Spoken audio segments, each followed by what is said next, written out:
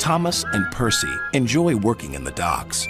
They like the sea air and the sound of the gulls. But one day, the friends were feeling hot and bothered. A crane was causing trouble.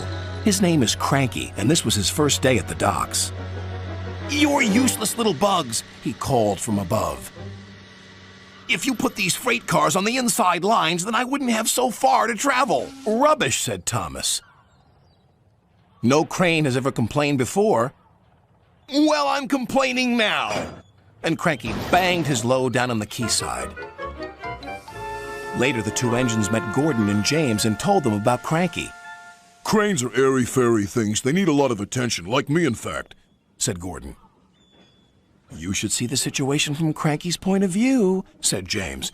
"He's high up in the air, coping with wind, rain, and baking sun. Then he looks down and sees you two little engines being annoying. No wonder he calls you bugs." When Cranky heard that the big engines agreed with him, he grew bossier still. Come on, push those freight cars closer to me." But Percy was too upset to concentrate and pushed the freight cars too far. Poor Percy. Then Cranky played a trick on Thomas. "Push your freight cars onto the outside line. It's easier for me to load up." So Thomas did.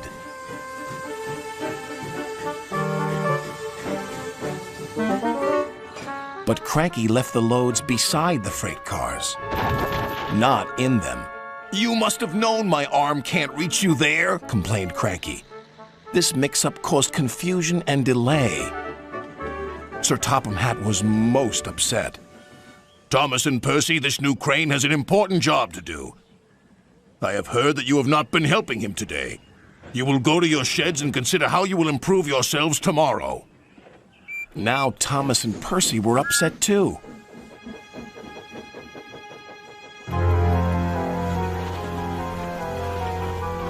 That evening, a big storm raged across the island.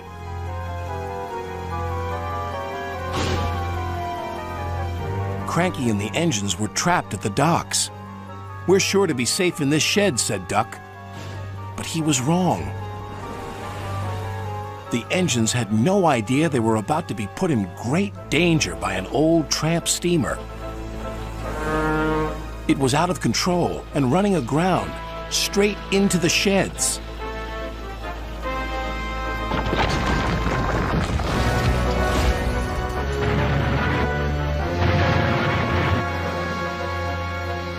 Ah! "Help!" called the engines from inside the shed. "I can't!" called Cranky. When the storm was over, Sir Topham Hatt rushed to the scene of destruction. "Thomas and Percy will help you," he called to Cranky. "And then you can help the engines." "Oh, please hurry," cried Cranky, "and tell them I'm sorry I was rude to them." "So it was you," murmured Sir Topham Hatt. "I owe those engines an apology." Thomas and Percy soon came to the rescue. And it wasn't too long before Cranky was upright again and clearing the wreckage.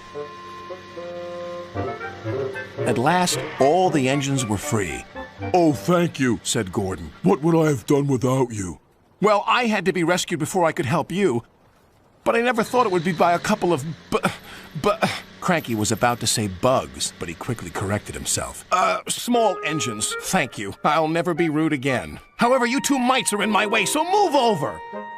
"Pa," said Percy, "he's back to bugging us." "Don't move! You're still attached to Cranky." But it was too late. Cranky still looks down on the two little engines. But ever since that stormy night, he never calls them bugs or mites, because he knows they might bite back.